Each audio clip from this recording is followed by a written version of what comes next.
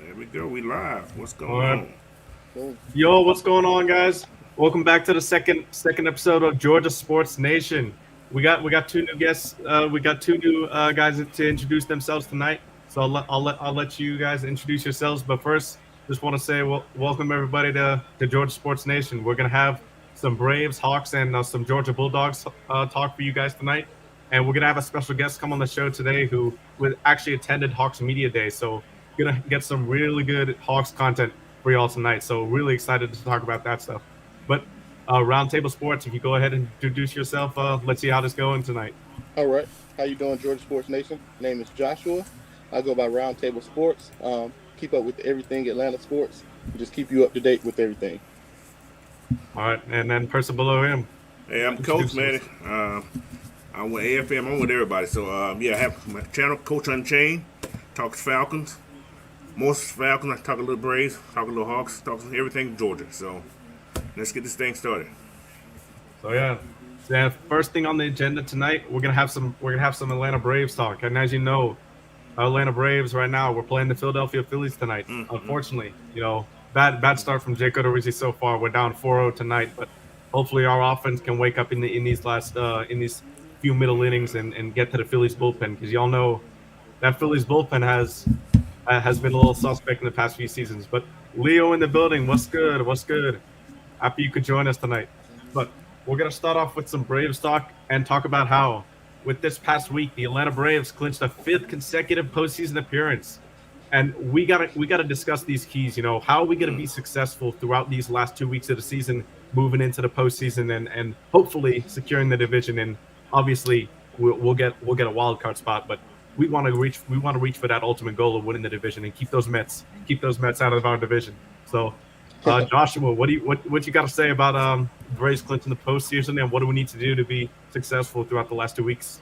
It was inevitable about clinching a postseason spot. Like you said, it's just about catching the Mets and winning the division. To me, to be successful, you need great pitching. But also with great pitching, you gotta have the bullpen has to be tight like they were last year. The night shift has to really step up and lock things down. If we give you even a one-run lead, that just needs to stick. Even if from the sixth on to the ninth, that has to stick. So that's the biggest thing. And then just timely hitting is another main thing in the playoffs. Like, the go-ahead home runs from Dan's being so there last year, that type of stuff. So you just have to be able to hit at the right times, be able to knock people in when you get them in scoring position. But also, like I said, the pitching and the bullpen on the back end. Yeah, especially that timely hit, and I like that you brought that up, because Dansby, even this year, and Dansby with 2 strikes and 2 outs this year with the runners in scoring position has been unbelievable. He's been he's been that guy in those clutch times, and William Contreras and Austin Riley as well as of late have been those guys who get the big hits during our 5-1 homestand that we'll be recapping shortly in a bit. But Coach, what do you got to say about our fifth consecutive postseason appearance? Well, I'm happy we're there again, but we just got to stay strong, man, because right now, every time we have a chance to catch these guys, we screw up when they screw up. So, Right, you yeah. know, man, it's like I just say we need to stay where we at, stay within that striking distance when we play them next week. Next weekend or when we play them.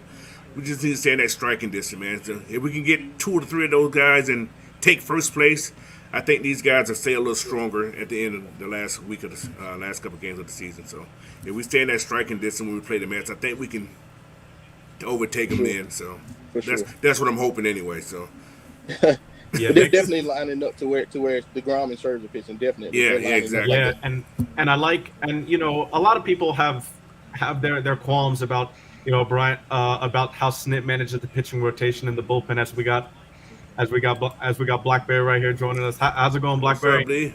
How y'all doing, home team? What's What's up, up? man? What's up? Don't let We're me just interrupt. Though. Go ahead and finish your thought. we talk about how the Braves clinched that fifth consecutive postseason appearance. What are we going to do to be successful? But we just been talking about how Brian Snitker has drawn a lot of controversy from the fan base, especially on Twitter, about how he manages the pitching rotation. But I think he's doing a great job here, letting Strider have the night off with his oblique soreness, and it looks like right now the pitching standpoint or the pitching matchups for the Met series are going to be our big three: Strider, Kyle Wright, and Max Fried. So those are the three guys. And Charlie Moore is no stranger to the big game moment too. Like they don't call him a clutch pitcher for nothing in the postseason Game 7. All of his performances with Houston and stuff like that. So that we're gonna have a good pitching matchup no matter what in that Met series. What you got to say about that, Blackberry? Yeah, man. I don't necessarily have an issue with the way that Snicker does the pitching lineup. I've just become this person now where if I've seen something work before, I ain't gonna question it too much. Yeah. So I think before our win last year, I did of course it's a head scratcher to everybody. But he's not the only manager that's done it. I know that the Dodgers manager, he does that. I believe the A's, their manager does it. It's just one of those things where if it just doesn't look right. It looks like you're throwing off a guy's momentum. You're throwing off the team's momentum, and it's like, why stop that? If a pitcher if he's doing good, getting bats off the base, why are we taking him out? But it has to be something that only a manager and his staff is going to understand. Agreed. So when I saw it work, and it was like, okay, well, maybe this was just something that was very good at getting these pitchers, getting his bullpen's confidence up. Like, hey, my manager really trusts me to come in here and finish the job. He trusts me to come in here and do what's needed right now. So I saw it work. I'm not gonna question it. Gotcha. I see what you're saying. And I also wanted to touch on the fact that going into this stretch run, all of our key guys, with the exception of Ozzy Albies, who unfortunately, if you didn't hear the news last week, re-injured, got another injury. He fractured his pinky finger sliding into second base on a non-competitive play too, which is just terrible luck for Ozzy there. He was back 2 games. The energy levels were high. Ozzy and Acuna, the way they energized this team. We lost him for the rest of the regular season, unfortunately. But we think Mark Bowman tweeted that he could be available for a postseason run in case we get deep into the postseason, which obviously we're shooting for. But other than Ozzy, we seem to be really healthy going into this stretch run. What do you guys think that gives us? How much of an advantage do you think that gives us, rather than say guys like the Mets, who have Brandon Nimmo, Eduardo Escobar, who believe just got injured. Brandon Nimmo, his X-rays came back clean, but the Mets are a little bit banged up heading into this stretch of the season, especially on the batting depth portion. How much of an advantage do you think that gives us guys during the stretch run? I'd really say it's a huge advantage. Also, you can add the Dodgers in losing Burler for the Buehler, for the season. That's huge for them because that's their ace now. With Kershaw getting up there in age. But aside from, we forget about Duval. The season wasn't starting off hot, but we know how he can do in the playoffs. But aside from him and Ozzy, I really feel like if it was on his left hand, he might still be playing. It's just like it's just because you're a throwing hand, so you can't do too much about that. Get a bigger glove. Being healthy going into the playoffs is a huge advantage. It's in any sport, but definitely in baseball, it's deep, and it's a long season, long grueling season. So to stay healthy or maintain staying healthy without too many injuries, it's a great thing. So let's just see how this works out. Oh yeah, for sure. I got a take on this. This is a little different. Last year, the people we brought in, veterans, lots of veterans. This year we're young, man. We got some guys that we're depending on who are very young. So they're succeeding now. Playoffs is a different monster. It's a total different monster than the regular season. So how these young guys going to handle that pressure? I don't know. I hope they succeed, but it's gonna be hard, man. That's one of the biggest concern I have with our team is those young guys playing in this postseason play. So Yeah, you don't have long to turn it around in postseason. yeah. Yeah. Yeah. So For me, Michael Harris. For me, I'm shocked if anything gets too big for that man. Like if the moment Yeah, gets too big for him, yeah. he's been absolutely destroying the ball. I mean, Yeah, and he's legit. the Braves broadcasters mention this a lot, but that home run against Tanner Scott in the ninth inning, against the Marlins to tie the game up, even like a month and a half ago, that home run, just when he hit that, I was just like, You wow, heard this guy's the it. youngest player in the league at that time. He's now the second youngest, but at the time, the youngest player in the league, hitting a 99-mile-per-hour fastball down and away over the left field fence in Miami, mind you, which is a really tough hitter's park. So that just, to me, just like, wow, this kid is legit. And sure enough, that extension is gonna put Michael Harris in Atlanta for a long time, Oh yeah. and he plays a great defensive center field. So we could be seeing like a top 3 center fielder in the league in Atlanta for a long time. So I'm really excited to see what him and Vaughn Grissom can do in the playoffs. Yeah, I'm not mad at it. Oh yeah. man. Yeah. And now backtracking a little bit, we're going to be also recapping the 5-1 homestand that we just finished off. We're in another 2-city road trip right now, going to Philly, and then heading up to Washington. But right now, we just finished the 5-1 homestand against the Phillies and the Nationals. We lost that last game on a little bit of an offensive slump, especially like I say here in the parentheses, Matt Olson is still struggling, which unfortunately it's not a good sign. He's missing fastballs right down the middle, and it's like he's in between the curveball or in between the breaking ball and late on the fastball. So it's that in between point where you're not really sure if you got to start early. He's flying open early. He's pulling the ball. He's not hitting the ball the other way. So it's just he's in a bad way right now. So hopefully we can get him going. But overall, the homestand was pretty good. So what did you guys see was one of the key advantages that we had in that homestand, and what can we hopefully carry that into this road trip right now? the advantage was we were at home. That's the main advantage. Up until that loss on Wednesday afternoon, we had won 10 straight home games. So that carries the advantage into the wild card as well, because with the new rules, whoever is at the top of the wild card gets all 3 games at home. So it's not a travel day in between or anything like that. So that's going to carry much weight whether we're playing the Padres or the Phillies. Yeah, that's going to happen a lot.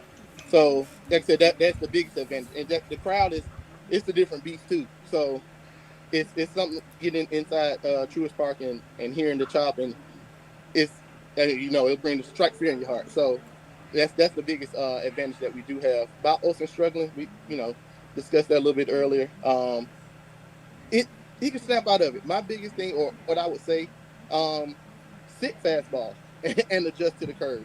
You can't do it the opposite way and try and sit breaking ball, and then this is the big leagues. They're throwing 99 to 102, 103. So definitely sit fastball. But like you're saying, that's straight down the middle, and he's just a tick off. You might have to do like how they did it early in the season, where taking batting practice before the team takes batting practice by yourself with the pitching machine out there with the judge. So get it. So however you can step up, man.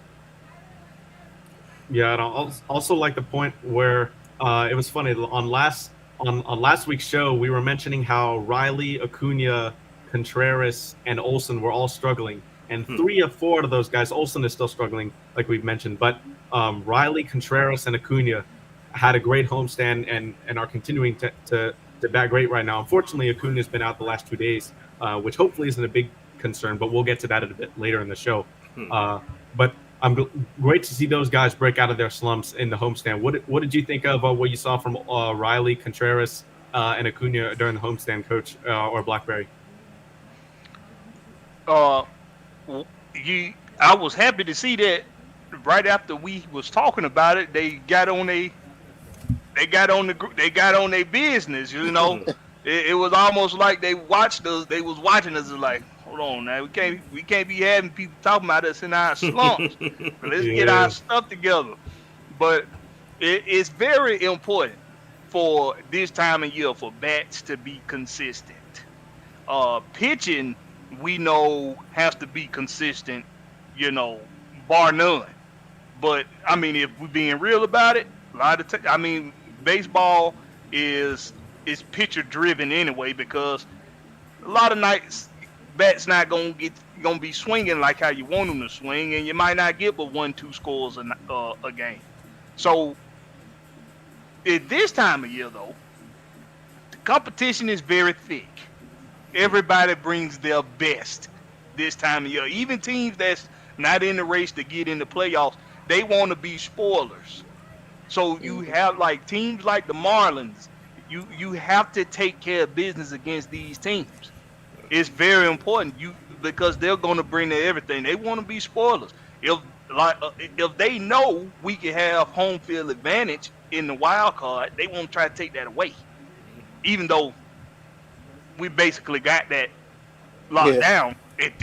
So, but you never know. So the bats have to be consistent.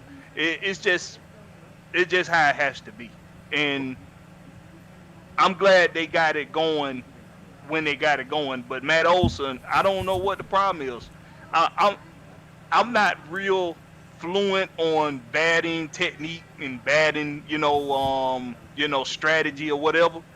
But from what I can remember from when I played baseball, is one thing that we were taught is don't think too much at the plate. If there's a pitch you're waiting for, wait for your pitch, but don't anticipate the pitch. And I think that's what he's doing. I think he's anticipating that teams want to get him with that breaking ball. And I think he's anticipating, soon as I get that fastball, I'm going for it. So he's anticipating I'm finna get that ball. But it's like he's thinking one thing and they on a whole nother page. They out thinking him a little bit. And so I think he just need to get out his head a little bit, probably. He just need one good at bat. He just need one. Yeah. One good at bat. Yeah, and he'll get it back going. Yeah, we wish or Coach, go ahead. I was thinking about Olsen, this slump he's in. He came from Oakland. Never had this type of pressure of trying to, get to the playoffs. Right. He's never had this experience, man. And like you said, pitchers get stronger to try to knock you off your pedestal you have, and so he's struggling, man. It's hard to get out of that slump, especially when your mind is thinking try to be too perfect. You know what I'm saying? So if he's trying to be too perfect with this swing, it's like, okay, he's overthinking instead of just letting his eyes do the work for him. That slump can stay for a long time. Gotcha. And yeah, I like this point by what's going on, Knight Rider. I see with the Olsen comment, just as Coach was saying that as well. And this is a good point here too about Max throwing too many pitches in too few innings last night. Yeah, I feel like normally we're used to seeing Max Fried be ultra efficient. Throwing strikes, not walking guys, but it was a little bit uncharacteristic, guys. The Phillies were definitely fouling off a lot of pitches against Max, and you don't normally see that. He's able to get guys within 2 strikes on 1-2 pitches, but yeah, like Matt Ryder was saying, he had a little bit of trouble with his efficiency, but I'm not worried about Max Fried.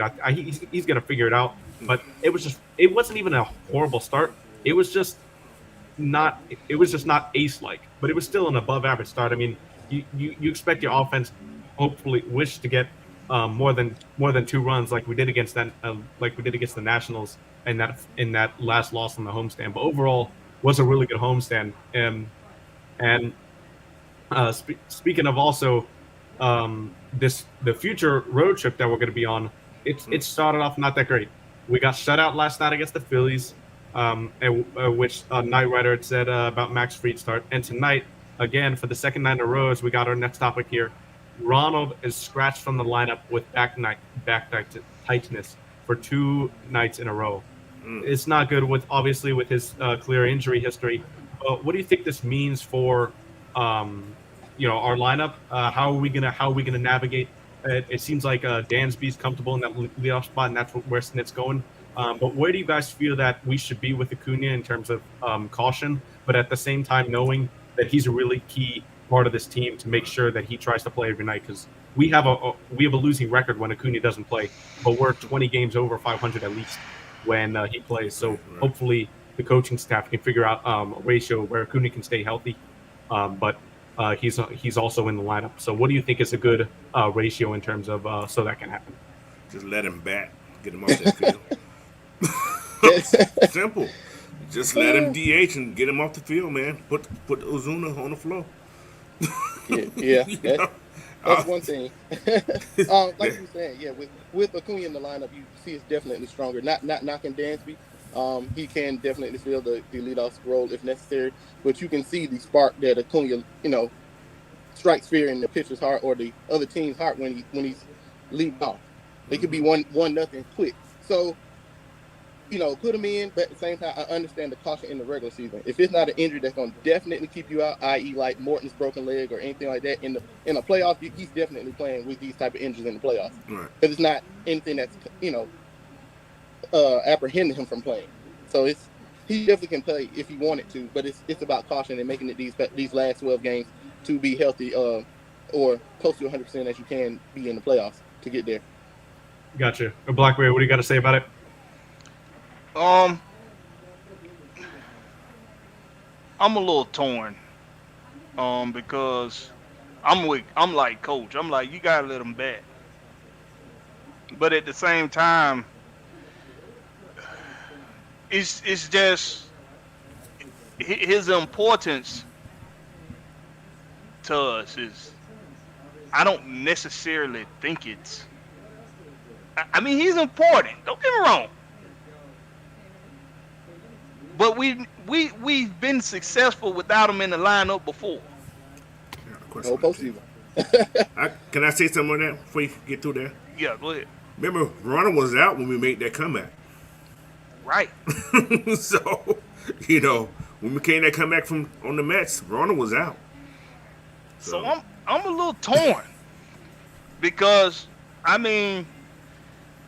what's our best chances? Okay, our best chances last year, if we're just going off history, our best chances last year, there was no scenario with him in it because we knew he wasn't playing. Mm-hmm. This year, you could protect him, but if he's good to go, then you let him go. I don't know. Yeah, I'm gonna be real. It's catch-22, Yeah, it's definitely. We won the series without him last year. I'm torn. I really am. I'm torn. Yeah, so you see tonight. Yeah, we see your comment about the Braves have to learn to win without Ronald. I mean, we did that really all of last year. I mean, when Ronald really went out with that huge injury in Miami, like that 20 ACL, like they took fire. It lit a fire under our guys. Same honestly. thing when they went out this year too. It lit a fire under them. So hey, like we've learned to win, but yeah, I agree. Not looking good in this game tonight. As we're still down. We're still down here with a lot more to go. Yeah, but yeah, and lastly for the Braves talk until we get some Hawks content. Our last topic, we're going to briefly touch on Mike Soroka, who unfortunately had arm soreness, is going to be down for the rest of the season. This man has really had a rough the last few years, man. Yeah. Double tearing his Achilles on his way to everything seems to be just against Mike Soroka right now. I just want to see him pitch on the Major League mound again. It'll be a win whatever he goes out and does. It'll just be great to see him on the mound. What do you think this means? Hopefully he has his confidence back. But do you think we see him at the beginning of next season in this rotation with the way Strider, Fried, Morton, and Kyle Wright have looked this season? Does he have 5 years in pitching in the majors? No. He don't have 5 years in? I don't think so. He can't get that pension yet. No. He came up to 18 too. So yeah, that's hard, man. Season. So 18, 19, and 20, he got hurt that third start of the 2020 season. Yeah, so and he's missed every year. Every start since. Wow. But like you were saying, it is a freak accident. I do not even see him that he would have even been called up this season. He had 21 innings, gave up 20 hits and 15 runs. In 21 innings, you gave up 15 runs. You weren't going to be called up. You still had more rehabbing to do, more things to do. At this point in time, I'm a Soroka fan. He, balled out for us in 2019, but you could probably use that 2-3 million elsewhere. And because a lot of fans have forgotten. Oh, dang, Soroka's still on the team. You're not at the point where we have missed them. You got Freed, now Strider has stepped up big. It's not to the point where you even missed them and okay, yeah, we have to hurry up and get him back, this, that, and third. So we would definitely have to tender him again next season. It was just a 1-year deal for this year. So we'll have to re-sign him. So what you do you think we should? I'm at the point I'm leaning more towards using that, like I said, 2.5, 3 million elsewhere. Yep. Whether that's another relief arm or another back end starter. Yeah, I can definitely see that us going somewhere else, but I mean, yeah, and Yusuke, yeah, that's a good point. I mean, we knew that it was unlikely for him to play this season. This just unfortunately, put the nail in the coffin that he definitely wasn't. But I really think that he deserves another chance. And I know that's, this may be me being a homer or just like, sentimental, feeling good for Soroka. But with honestly the 4 pitchers that we got now with, Freed, Wright, Morton, and then we got Anderson and we got Strider and Anderson, who struggled this year in the minors. Yeah. He's had a plethora of already postseason experience and had success in the postseason. So honestly, I don't really know if there's not a clear role for Soroka if he comes back at the beginning of next season. And unfortunately, it looks with that way. I think Joshua, I'm probably leaning towards us not being able to sign him, but it would at the same time, I would really enjoy it if we gave him another chance. Yeah, it's gonna be hard. yeah. Money is there, everything is there to re-sign him, but unless you might take the John Smoltz route and go towards the bullpen, long reliever. I don't know about starting status right now. Right now, it's almost the same thing we had going on with Sean Newcomb. Sean Newcomb. Yeah. Oh my Lord, he had head issues, man. I don't know what's going on with that kid. That kid had everything, but he just couldn't get it in his head. Your rookie season was his best season. You almost no-hit the Dodgers, and you went to not being able to find the strike zone after that. I don't know. So that's crazy. I mean, that I still remember that when Chris Taylor hit that 2-2 pitch like it was yesterday. Man, I was watching in my living room, and that would have been such a great no-hitter, man. Well, that was rough. It's almost that route, man. So see if he can find it elsewhere, and you can always bring it back. You see what we do with Chavez. He goes somewhere, brings it right back. You can do it. That's a revolving door. Chavez is awesome, man. He pitches his butt off, man. He does. He really does. He pitches his butt off. So, anybody got any last moments of Braves talk before we move on to some Hawks? No, that's rolling. Are y'all ready to move on? All right. So let's get it. Second portion of our show tonight with some Atlanta Hawks talk, and we got a guest coming on the show tonight. We got Jack Tresh, who runs Hawksology on YouTube. I'll let him introduce himself to the stream, but he runs a great channel on YouTube, Hawksology, in which he breaks down some film, and he was at Media Day getting some news for us for the Hawks. There, speaking to Coach McMillan and the players today. So really excited to have you on the show, Jack, and hopefully got some great Hawks content for us. Welcome, Jack. Good to have you. Thank you, guys. No, this is like Mikey said, there's a bunch of just great stuff today. They said introduce myself. Did a pretty good job at that. I'm Jack.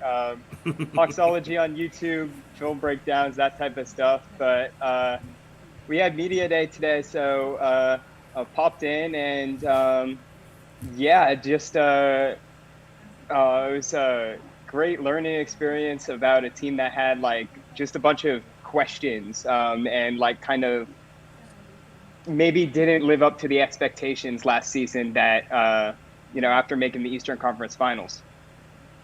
Yeah, great point. So we'll start off here with talking a little bit about the John Collins trade rumors, as they've definitely died down now, as John Collins is buying. He's definitely in for this season. Obviously, with him not getting traded over the summer. Jack, I know you had some of the players and I know John specifically had mentioned were asked some stuff about the rumors. Do you have anything to report on that? Yeah, there was a lot going around because, a guy getting just, especially to the nature that John did, being in like across all social media platforms, all the trade rumors, that it's gonna not only make things hard for himself, but it's gonna make things hard for his teammates. And the one thing that Nate McMillan really stressed was communication between not only him and John, but just him and the entire team. And he said specifically with John that he had a conversation and told a story about when Nate himself played back in Seattle, and that not only for John to understand that this is part of the business, and there are going to be rumors because. I mean, front offices, they're always talking about everybody, according to Nate. That's what he learned when he got into the coaching part. But as far as the rest of that message was just, not only understand that it's part of the business, but handle it like a professional. And I think really John Collins has done a great job of that. And I think the organization, not only Nate, but Landry Fields too, were very understanding of John's situation, and were also very communicative in helping him go through that and still be on the Hawks today. Great points. So, do you guys think that with John Collins out of these trade rumors now, a lot of Hawks fans have been calling for, John Collins would be a great third, fourth scoring option, but at the same time, they're still saying when John Collins has a favorable contract, in my eyes especially, it's really good. But when John Collins can be that third or even fourth scorer, if we see a big step from DeAndre Hunter, he's perfect fit for this team. What do you think? Why do you think that Hawks fans are now still saying that John Collins isn't that guy for that third or fourth, while when the last 3 years, when he was supposed to be that second guy, people were angry at him? What do you think? What do you think that switch up is all about? You guys got it. I'll start it off. Backtracking a little bit to what you said about Nate being more in communication with the team. That's always need to be key with any type of management. You need to communicate with your team. Doesn't need to be anything behind closed doors unless you're having a private meeting or something of that sort. But I have to see it first. Fans gonna have to see it, that you're actually communicating and doing what we would like to see, playing the young guys and not just sticking with a certain rotation that's not working. But as far as the rotation part with John, or the scoring part with John, it's been games where I've seen where he's scoring, killing the dude that is his matchup, and we stop going to him. So as a fan, we're looking now at the coaching staff and or what is going on with the play calling. So he definitely can be the third option if need be. Could be the second option if DeJounte and Trey are both having off nights. Could be that option with DeAndre. But you need to feed him if he's hot, you know what I'm saying? Or if he's not scoring on the offense end, needs to step up on defense. Mm-hmm. But he can definitely be that guy. He's still young, still about 24. So definitely could 25 get going. 20, okay, yeah. Yeah, today's birthday, So could definitely get it going and help us go as far as we went 2 years ago. So definitely, I have faith in him. Yeah, Coach Blackberry, you got anything to add on the John Collins situation? I really want to hear what Coach thinks, because I know coaches has. Go ahead, Coach, because I know you've talked about it before. Yeah. Well, I like John Collins. I've been liking since we drafted him back a couple years back. With him just being not the focus point behind Trey, he's going to be able to score easier, I think, because he's not going to have that pressure on him to okay, I got to score because Trey's not scoring, I got to score. So now he can just relax. Ball comes to him, he can do his thing. He don't have to worry about, okay, I don't have the option. The ball's coming to me, I got an opportunity to score. And plus, I think it'll help him on defense too. I definitely think it'll help him on defense because he don't have the pressure. He won't have that pressure to be in that score. So without that, hey, let John do his thing, man, because the guy can play, And I'm glad he didn't get traded. So I'm actually I'm one of the ones who's happy he didn't get traded because I think he's going to help this team out a lot this year. So yeah, he's like I mentioned in the beginning. I think he's in a perfect spot to be that third and fourth flexible option. And also with your point, Coach, on defense, John Collins made significant strides last year of becoming a great help side defender, especially on rim protection. So we're gonna try and see if John Collins can take that extra step up and focus on his post offense, post defense one-on-one, and being on ball stopper in the paint as well now, rather than just a help side rim protector. Even though he's great, he's great at that last season. So really excited to see what John has in store for us to begin this season. But as we go into more media recap stuff here, I wanted to bring up a couple of points that I found really interesting, and y'all can add on here. But I wanted to bring up the fact that we saw that Nate McMillan said Onyeka Okongwu can really extend his range and develop a mid-ranger this season, and we'll see him taking those mid-range shots. A lot of fans thought that when Onyeka Okongwu at his postseason interview last season said, I'm going to come up with a jump shot next season. A lot of people thought that meant he was going to have a 3-point shot. And that is just unrealistic. Like you can't go from not taking a 3-pointer in your entire career to just one summer and you're shooting all these threes, open threes, contesting no matter what. But that mid-range shot is really valuable for the Hawks because it just spreads the floor out even more. And especially with DeJounte, who he said he was working on some perimeter shooting. All the spacing is really going to be important that we have because of Onyeka, and really that bench lineup of Bogey. Even if we employ a full bench lineup, which Nate said we're probably not going to, but if we have Aaron Holiday, Justin Holiday, Bogey, Jalen Johnson, and Onyeka on the court, every one of those guys can at least shoot the mid range. So hey, it is a strange lineup, but we got the spacing to do that on offense, I think. And the second key point I wanted to add about was that Nate McMillan said that Jalen Johnson will get some minutes. And that's really huge because a lot of fans last year were calling for Nate's head on this. And I was one of those guys that said, he wanted to play in the G League. He wanted to make sure that he was ready.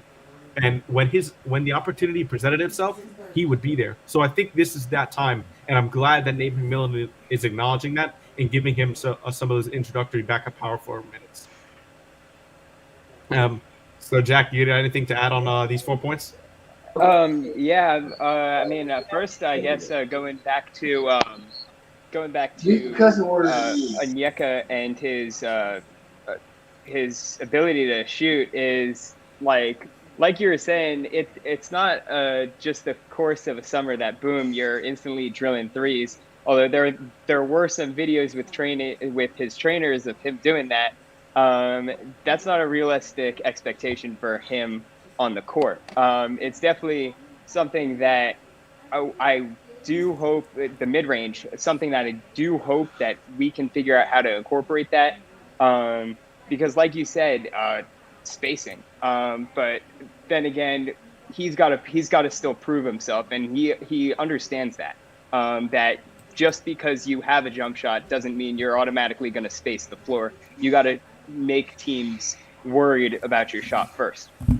Oh, and then with Jalen, and he seemed very understanding of just the process that he went through. All those games in the G League, like you were saying, it's important for guys to understand, and this was another point Nate touched on.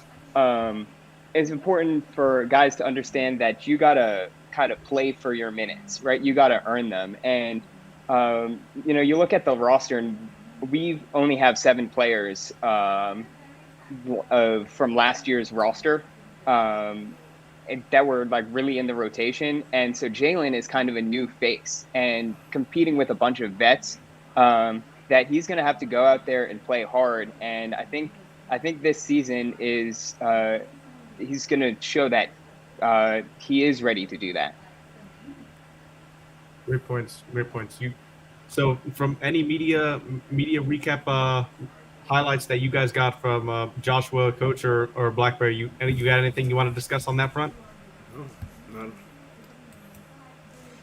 But I also want to bring up the fact that Jack, I know you asked Trae Young an interesting question about screening and playing off the ball and how screening will help his shooting. What did he have to say about that? So he was actually a bit surprised by the question, but he gave a great answer because essentially, like you were saying, the question I asked was like essentially that a lot of good shooters are also good screeners, and even though he is, he's 6'1", he's a smaller point guard, that the attention that defenses give to him is a bunch, that so much that he could be an effective screener. So I wanted to ask if there was a way that he would be more incorporating that. And if you've seen the videos of him training in the off season, he actually, one of the things he said was that that's one of the reasons he wanted to put on weight. One of the reasons he wanted to get stronger, because he knows that gonna have to fight through them screens. Not only fight through them, but like set them on bigger guys, right? Let me get the exact quote that he was saying. Just that. Hold on, let me get this. Yeah, he said, "That's why I want to get stronger. So when I hit these big fellas, they feel me too." And then that sound like him. Yeah. So just that, like, he, as a good shooter and also as a great playmaker, just off the ball, the attention they give to him, if he's going up and setting screens and popping out, that not only his defender, but the person he's setting the screen for, their defender, they're both going to commit to Trae because he's that much of a threat. And then the person he's setting the screen for, they roll to the basket and be open because that attention goes off them. Great points. Yeah. I want to say y'all this. I want to go back a little bit. I'm gonna touch on that, but I want to go back to John Collins. These trade rumors with him, just to touch back on that real quick. I think the media are adamant on keeping this a story to continue to stress on because of the reported issues at the beginning of last season about him and Trae Young not getting along or something like that. And then it was he got hurt and he was out and didn't come back till the playoffs, and he didn't seem like he was back to being himself yet. And then there was the defensive issues with being able to defend on ball players and being able to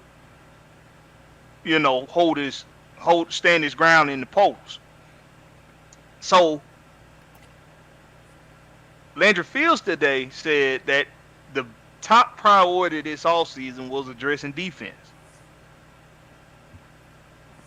So when I think about that, and then I think about, okay, well, he was rumored to be in the trade negotiations to get DeJounte Murray, but of course we got DeJounte Murray without him being included in that trade.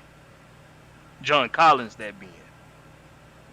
So I'm thinking to myself, okay, well, don't you think that the San Antonio Spurs would have taken that deal if it included John Collins in it? Why would they take a lesser deal that didn't include John Collins? I mean, I would take John Collins before I took Danilo Gallinari. So they're saying top priority if Landry Fields is telling us that was top priority this offseason was addressing defense, then that tells me that they believe that John Collins is capable of upping his game on the defensive end with on-ball players. You said he's good at being that help side defender.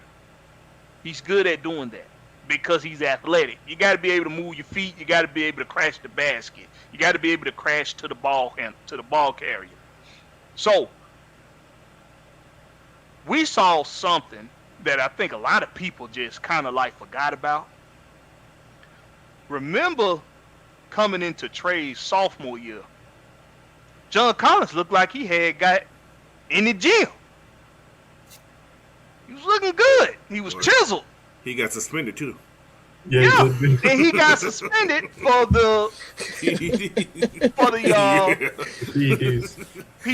right? PD or whatever it's called. So I think people just completely forgot about the fact that he was actually smaller just a couple seasons ago. That's true.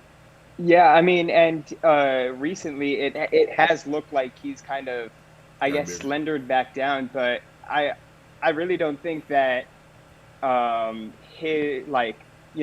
being in Landry Fields' comment on the defense had anything to do, improving the defense had anything to do with John Collins being in the trade talk, simply because I don't think that John Collins was our biggest defensive liability. And that's my point. That's my point. Don't you think if defense was really an issue with the organization with John Collins, that he would have been traded along well before now, if they really felt like defense was an issue with him. So I think they believe that that his defensive issues that the media thinks he has, or whatever the case may be, they don't see it as an issue. So I really believe John Collins isn't going anywhere. These trade rumors continue to resurface because of the media. The media wants to make it a story. Yeah. It's not something that the organization is really adamant on. And I really don't think it's an issue after all. Like the media is posing stuff as an issue that's not necessarily there, if that makes sense. Mm-hmm. And you look at John; he's been one of the more vocal guys on the court for us. He's been communicating, and like I remember there was a game. It was during a bit COVID, but against Orlando Magic, where he was getting like very frustrated with just the effort of the guys around him. And, that could be the COVID slump and kind of the inconsistency of like, I guess the team in that stage. But you can see he's a guy that's willing to work, and defense is just so much about effort. So, I think that a lot of what the media is posing about, John Collins having defensive issues, that's not actually, that much of a concern or really an issue at all. Right. Gotcha. And Coach, were you gonna add something as Blackberry was talking? No, I was just agreeing with you. You were just agreeing with him? Okay. And then we're gonna briefly touch on for the last Hawks topic of the day before we get onto some Georgia Bulldogs talk, that football team.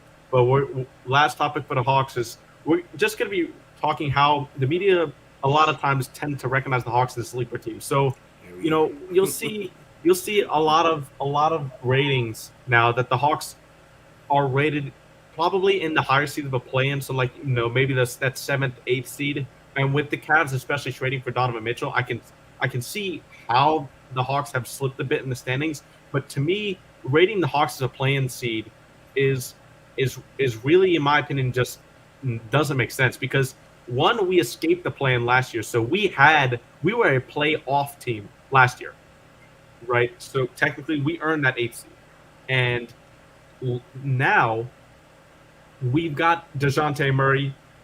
We've got another year of developing. Our roster this year is way better than our roster last year, and they're actually putting us at the same or even worse than last year.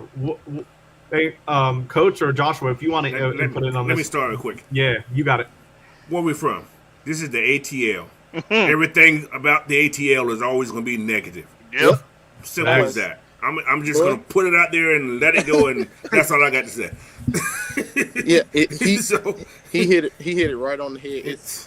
And like I said before, and told anybody that I talked to, you're not going to get the respect being here because of what, and it's just basically what the Falcons have done. It's just put a damp on the rest of the teams. But at the same time, it's just like, we're not going to get the respect. We're going to have to take it. So you got to take it. It opened their eyes that when we made it to the Eastern Conference Finals, it's just like, how are they beating these teams? They had the Knicks better than us. They had, who else we beat? 76ers. Everybody was better than us. And I don't go by how it looks on paper because injury is a factor. And we talked about that earlier with how your team stays healthy is how it's going to go. So all these teams that's 1 to 7 above us, one of those top players can go down. Giannis could go down. Embiid can go down. Anybody could Mitch go down. Is going down. He goes down every year. So yeah. It's how long he going to stay out. But it's just like the fact of, you can't base it off of just on paper. Okay, you got this player is the top 5 player in the league. They're going to make it. No, I don't, none of that's going to factor in. So we're going to see. But I like being an underdog, and I love proving people wrong. So, yeah, go ahead. So last thing before we get onto some Georgia Bulldogs talks here, and I believe Night Rider's going to be joining us for that. But where would you guys rank if you had to do a range of where you think the Hawks will finish this season? We'll start with Jack, and then we'll go around. Wow. Oh man, I did not want to be first in this, but here we go. I knew you didn't want to be. That's why I picked you first. Oh man, okay. Because it's really interesting. Because especially with what's happening with Boston, is I don't know how much that's gonna affect their regular season. But really, I think that the Hawks have a good chance at being around 4 or even if we can be healthy throughout the entire year, be 3, be in that top 3. Because like y'all were saying, if that thing about proving people wrong, if that team can pick that up again, if the Hawks can get that mentality again and kind of have the switch flipped throughout the entire season versus last season where it was on and off, then we're going to be scary. And yeah, we're going to fall right into that 4-3 because I think how last year went really not only put us not as a threat, but really put our players themselves as sleepers too. People ranking the abilities and the talents and the IQ of our players much lower than it actually is. So this year, I think that's all going to come together. It's going to be fixed. We're going to be 4, hopefully. Blackberry, what about you? And that's why I find this to be so damn disrespectful. Because of what you just said. Think about that. How are we a sleeper team? We just added 2 All-Stars. Come on. Yeah, exactly. How are we a sleeper team? Now, I think that when our trade went through fast, okay, when we got DeJounte Murray, the Utah Jazz, they prolonged the hell out of that trade, out of trade with You talking about Rudy Gobert? No, with or Donovan Mitchell. With Donovan Mitchell, they probably turned down as many good offers as they could to kind of I guess, make it seem like players was getting something that was just teams was about to get something that was just so phenomenal. Donovan Mitchell is damn good, but he ain't better than DeJounte Murray. I want people to understand something. DeJounte Murray is coming from the San Antonio Spurs. He's coming from a Greg Popovich system. You want to know why Tony Parker flourished under Greg Popovich? And there's probably a lot of reasons that people would say, but I'm going to tell you the reason why I think Tony Parker flourished. He wasn't athletic. He was just very good at doing the job that Greg Popovich needed him to do. But he wasn't very athletic.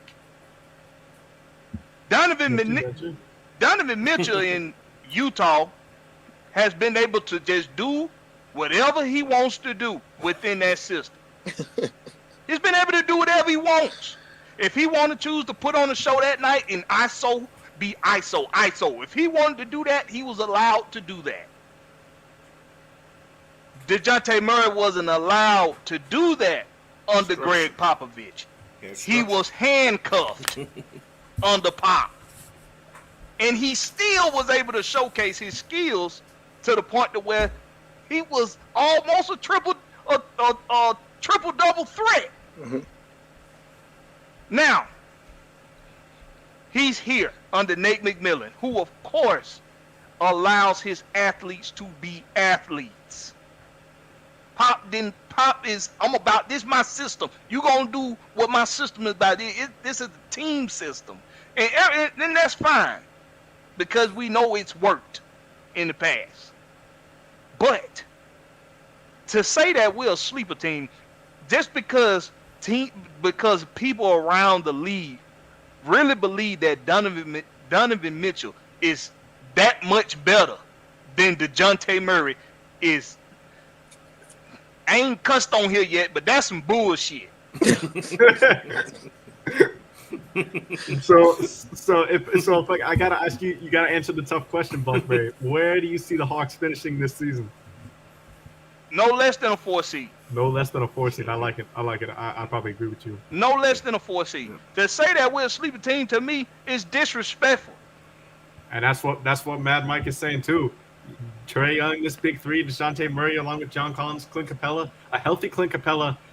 We were saying on Twitter 2 years ago, this is top five. This is a top 5 center in the league. A healthy Clint Capella, especially on that defensive end. Healthy Clint Capella. He's going to be huge. Absolutely. So, And top 4 defense. And if DeAndre Hunter, if he progresses, Yeah. huge. And that's very likely. that's another 20-point a night guy. On top of 2 20-point 4 20 plus blacks guys. people. You got a 25 plus guy, you got a 23 plus guy, and you got a 20 plus guy. And we know John Collins, even though this not gonna be his role no more, we don't need him to be a 20-point guy. He gonna give you 15. Yeah. Oh yeah. And he gonna give you between 8 to 10 boards. Mm-hmm. And then you got Clint Capella. Stop it with the sleeper shit. Stop it. Yeah. Talk to him, Blackberry. Talk to him. Yes, sir. Yes, sir. Yes, Let's sir. stop with that. Oh, there could be a sleeper. People might be sleeping on that. Hey, you sleep. Wake your ass up. Yes, sir. All right, Coach. We what ain't you think sleep. about? I say top 4 also, but like I said, it all depends on how healthy we are. It's all depending on our health. If we stay healthy the whole season, I can even go down to 3-2. Serious. Joshua, With what this you team here. say? Yeah, I'm saying 4 as well. It's back to the on-paper thing. Miami's up there, Philadelphia's up there, Milwaukee's up there. But at the same time, man, like he ain't that good to me. Miami, I don't know about that they one. beatable. That's what I'm They saying are too. beatable. Man, Yeah. They are beatable, and you see how they got pieced up. But as far as Blackberry going in, there is a soundbite that you all might have heard it the last year during the All-Star game, or was it 2 years ago? No, it was last year. LeBron, Curry, and who else was sitting there talking about how the length of DeJounte Murray, 6'4" guy with a 7-foot wingspan. Yeah, arms. So yeah, that's you almost could average 2 steals a game if you wanted to. So definitely, if defense was an upgrade, or we were looking to upgrade on defense, we're definitely gonna get that. And and even in basketball, defense wins championship, it turns into offense. So yeah, top 4, 3, and just showing everybody, like I just said, you gotta take the respect that you are definitely supposed to be given. Oh yeah. And So- you got to go ahead. I Jack, was just and going then to I'm quickly gonna jump close it off out. of that. You said defense leads to offense. Fun fact, the Hawks were last in the league in fast break points last year. And I mean, that just shows you like maybe defense wasn't that thing happening last year, but this year, just watch out. Hey, who knows? Trey might be catching the lob this time. Oh, yo, it'd be awesome to see Trey and catch a lot. But I wanted to quickly point out this key point here from Keyshawn Vlad. Glad you could tune into the show tonight, Keyshawn. But this is a great point here because Bogey is going to have a set role this year. He is the sixth man. He's a sixth man of the year candidate if he can stay healthy with that knee. And you know he's going to give you close to 20 points a night, maybe go off for 30 on occasions with how hot he can get from behind the arc. So with Bogey having that specified role, we're now going to have a guy who's going to have the ball in his hands a lot more than, say, when he was competing with Kevin Huerter for minutes, or when we had these full bench lineups that we had last year. So I really like Bogey's role coming into this season, and I feel like that confidence and knowing his role is going to make him flourish even more this season. So great point here from Keyshawn. But I agree with you guys. I think we're going to be around the 4 seed. I do think Miami's going to take a step back because for me personally, Joshua, Miami this year has to get another scorer. If Jimmy Butler's not going off that night, and they're not turnovers, they don't have the offense to compete with us, especially, but a lot of the top tier teams in the East as well. Correct. Yeah. And they lost their hustle guy. Yep, they lost PJ Tucker. They don't have a power forward. I was about to say that too, Jack. They literally do not have a power forward on the roster. I saw some tweets today from Heat fans saying they're about to play Max Strus at starting power forward, bro. Okay, Max all right. Strus at starting power forward. Who's scared? Who's that scaring in the league? That's not scaring the Hawks. I know that. I know that's not scaring us. I want to see Max Strus at power forward versus the Cavs against Mobley and Jared Allen. That's gonna be interesting. That's all I'm gonna say. And that defense got very tired going as they got through the playoffs. You can't play defense. Listen, your defense is very important, but you can't play hard running, trapping defense that much. That wasn't like bully ball. That wasn't even defense. Yeah, you got to be able. You got to be able to rely on one-on-one basketball at some point. You tiring the guys out before they can get. You tiring them out. I'm sorry, the Spoelstra way. I get it. Everybody likes Spoelstra, but his way to me is just not something that can stand the test of time. It's just not. You got to be able to defend one-on-one at some point. Yeah. You have to be. You can't always get help on the perimeter. You can't always get help on the baseline. At some point, you need to be able to play some one-on-one defense. But I mean, think of it. This sleeper team. I'm sorry, y'all. I ain't gonna stay on it long. But this sleeper team shit really messing with me because Tell them. you got Bogey coming off the bench that can give you 15 plus, and then you got solid defense. Good luck scoring on this second unit.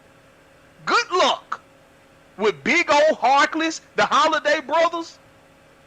Good luck scoring. and that stagger between Trey and DeJounte. We can have DeJounte with the bench too. So that bench is gonna have some great defense. Good luck scoring. Good luck. One question for Jack. Anything else said about Jared Culver? Because I forgot about him too. Jared Culver and Mo Harkless. I forgot about both of them.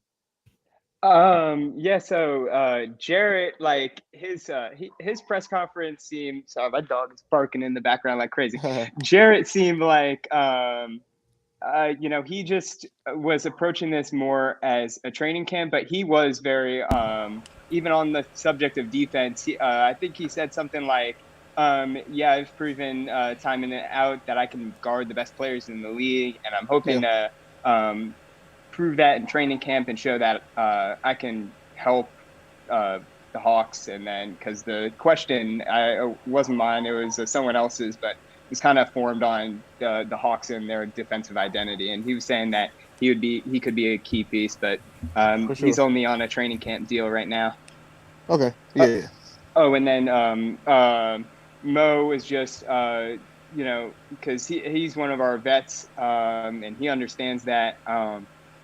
He had a quicker press conference, but one of the questions was also about how he's liking Atlanta. But just being that veteran presence, understanding what he needs to do, how he can help teach guys, especially like Jalen probably coming into that backup 4 role. But again, just he's another solid tool. And then also Frank Kaminsky was one of the guys that they kind of pointed to as one of those vet presences. Yeah. Okay, go ahead, Mike. I was gonna say, if anybody got any last Hawks talk, we're gonna move on to a short segment of Georgia Bulldogs talk right here. If anybody wants to add any last minute Hawks talk segments, go ahead. But just keep it short. We ain't no damn sleeper. Go ahead. Yeah. Joshua, were you gonna say anything? And then we're gonna move on. No, he Blackberry said it all. It's good. Okay. All right. So with that, we're gonna move on to some Georgia Bulldogs football talk, and we're gonna have Knight Rider up here. Adding him to the stream tonight.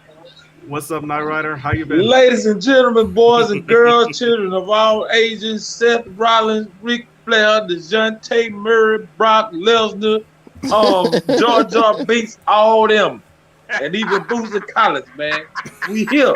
What's going on with y'all, man? Yeah, what's up with your Knight Rider? Man, hey, look here, I'm getting my scalp greased right now as we speak. I had a half streak I'm about going to be on. on that myself real soon. Yeah, I'm in the chair, man. I just had to get my style going on, man. Cause I'm going to the Braves game this week. Over here, bro. I got Oh yeah. going on. Hey man, let me tell y'all something. We got the Kent State Flyers, man. Of course, we know this is a cupcake we talking about here.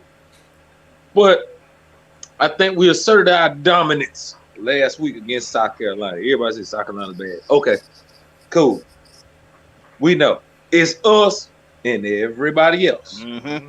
But they always claim we could lose to South Carolina. Y'all can lose. Yeah, but yeah, if you look at history, South Carolina always been that team that kind of knocked us off our high horse, if you know what I mean.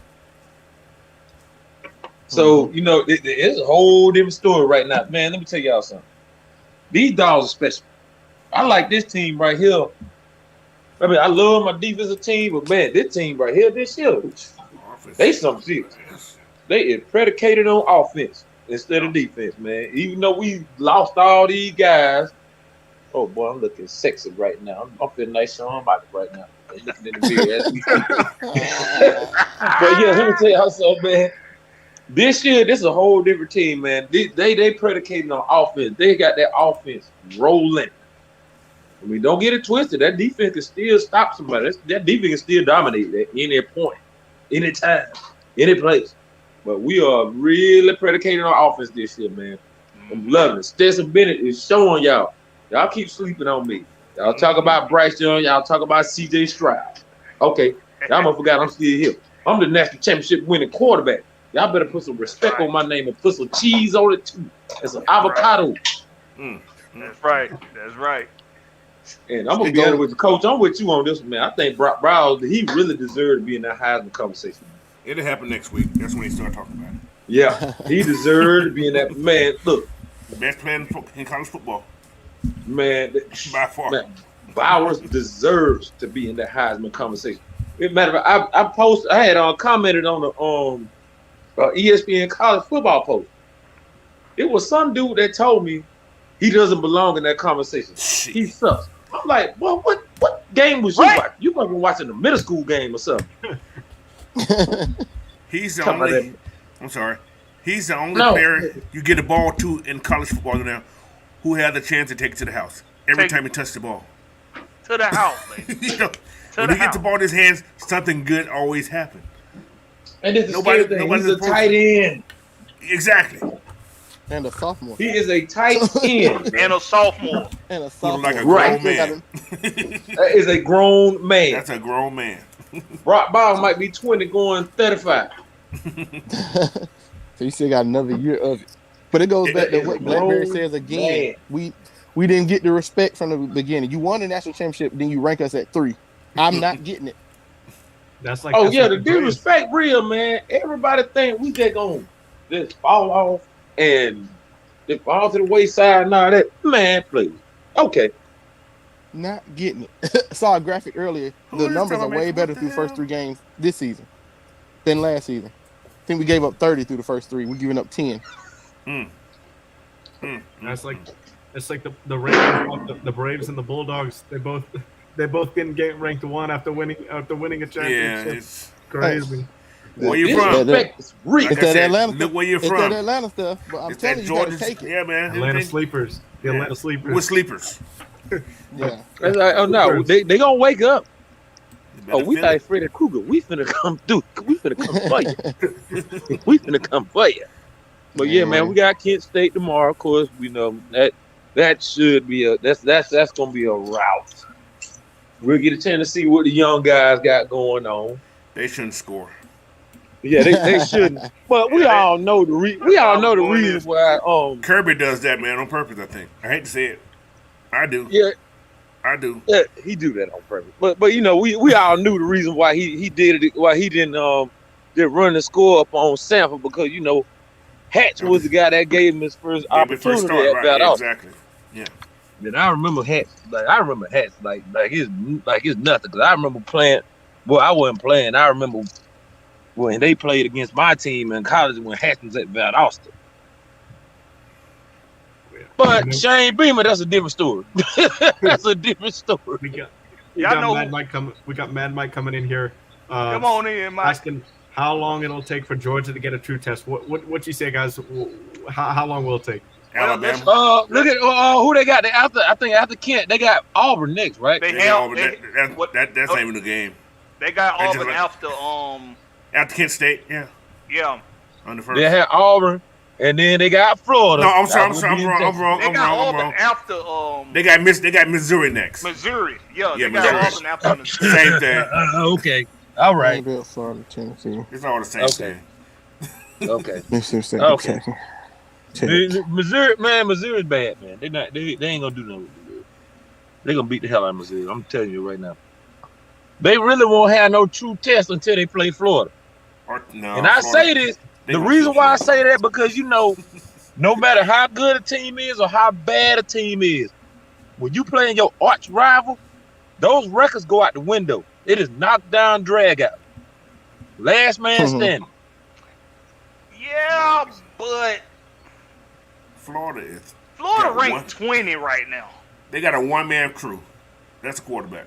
Anthony Richardson and everybody else. That's exactly. And nobody else actually. So Simple as that. it's something. It's something that's a little different about this season. Let me read this out to y'all. So, of course, Kent State unranked, Missouri unranked, Auburn unranked, Vanderbilt unranked, Florida South Carolina unranked also. 20, South Carolina unranked, Tennessee unranked. Tennessee 11. I'm sorry, Number 11, yeah. Tennessee Yeah, 11. Tennessee's tough, man. Mississippi State unranked. Kentucky is 8. Mm-hmm. Kentucky's ranked 8. Kentucky is a very good program now. It was just a matter of time before they got a little bit better. I think our real first test. Now y'all might call me crazy. I think our real first test is gonna be Kentucky. Oh yeah, absolutely, yeah. Will Levis is the real deal, man. I think that's our real test. I think that's our real first test, bro. Is Kentucky, and that's the second to last game of the year. Right. And then you got That's the a practice warm-up. squad at the end. That's a warm-up game for Georgia Tech, right? Yes. Like I said, it's a warm-up game. Man, That's what I'm warm up, man. Georgia Tech gonna be a scrimmage, dog. No, what I'm saying. Leave my yellow jackets alone, man. Leave them alone. That's a scrimmage, man. Listen, That Kentucky game is gonna be a warm up for the SEC title game. True. Yeah, that's right. And Georgia we had still the don't know who's gonna come very out the easy way schedule, because man. we seen Alabama struggle with Texas.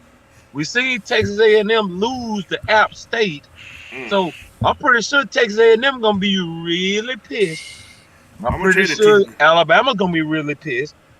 But it ain't gonna matter because we're gonna go ahead and reign supreme. We're gonna make them put some avocado, some pickled jalapeno. We're gonna make them put some damn sauteed onions, and they're gonna put some respect on our name. But let me ask you, Coach, I know you wanted to say something, but Coach, I'm gonna ask you a question first. Go ahead. Is there anybody that really, I don't want to say scare you, but is there anybody that really makes you think that they could knock Georgia off the pedestal this year. Not in the anybody. East. Not in the East. Nobody. Okay. This is my catch here. The team that who I worry about just a little bit is Arkansas. Just a little bit, not a lot. Yeah. You know, Sam Pittman was on the staff. He knows how Kirby coach. But it's gonna be hard to beat this team, man. This offense is this is the best offense in football, I think. They clicking. They are clicking. I mean, Todd Markham got these guys playing pro level style. You see what I'm saying? They're doing pro stuff. They're not doing college stuff. They're not looking to the sideline. Stetson getting the play on his call, and he's calling the play. Ain't no look to the sideline to get the play anymore. This is all pro stuff. And they're running these combination routes that are like, wow. They clicking, man. Their offense is clicking. Who would ever thought Stetson be throwing the ball this much? Not me. Nobody. And I'm gonna tell you something. Stetson got a chip on his shoulder, man. This man just won a national championship, Stetson and they still not giving him the respect that he deserves. That's true. I say he cut his hair off. He's Deshaun now. Hey, what'd you say? Hey, fella, I gotta get off. I just got an emergency call. I gotta get off. All right. All right, so do things. With that being said, last thing we're gonna do, we're gonna do a final score prediction for this game against Kent State. What's your final score prediction before we? A lot to a little. A lot to a little. I said that last week. Yeah, you did. A lot to a little. A lot to nothing. I'm gonna give about 52-3. 52-3. I say 56-0. Okay. Big spread right here. For some reason, Kirby doesn't want to score more than 50 points for some reason. I'm gonna say 48-0. I think he gonna wait to open it up in that SEC title game, boy. He gonna open up, boy. I'm gonna say 48-0. And then we got Keyshawn over here going 55-0, a bold prediction right there, and not scoring. But we'll see how it goes. But with that, we're gonna close out the show. Make sure you guys can put up your where you can contact us for the show. We got Knight Rider here. Make sure to go follow Knight Rider on Instagram. Knight Rider. Yeah, man. You got a Knight Rider if you want to go ahead and do that. Hey, man, y'all follow me, Knight Rider 229 on Twitter and IG. Follow me on Snapchat, Knight Rider FDU, man. And on that note, cat, snake, chickens, ducks, Jar Jar Binks, Obi-Wan Kenobi, Qui-Gon Jinn, General Grievous, all them. Y'all follow me right there. Everybody. Dorothy in the Lollipop Gang. The Lollipop Guild. Y'all hey, somebody tell Neil Long I said, holla at me, my deal. We didn't talk about that, did we? But it's all right. And somebody tell that I want my restitution. Y'all can also find me. My Twitter is PinWizard300, and also on YouTube at Recapping Hawks Hoops, where I do where it says Recapping Hawks Hoops. So follow me there and go sub to my YouTube. And what about you, Blackberry? You can find me on Twitter as well if you don't know anything about it. It's the little bird. It's blue. He didn't say Twitter. He said Twitter. He said Twitter. And you can put my name up there. It's Blackberry Lyrics. That's Blackberry, no C, just the K. Same thing on YouTube. Blackberry Lyrics. That's Blackberry, no C, just the K. And y'all always, just like me and my contemporaries here, always represent for the home team. Yes, sir. And Joshua, what about you? You can find me on IG and Twitter, RTS Sports 2. I'm actually on YouTube as well, Roundtable Sports. Yeah, so we keep this going. I'm repping till I die. I got tat on me. No, everybody know I'm not fair weather. I'm gonna stick it out to the end. You know what I'm saying? Yeah. So it's just like, win, lose, or draw. I'm riding with home team. No franchise has been good their whole time. You're gonna deal with ups and downs, but it's gonna be a point in time where we all gonna be up. So let's get it.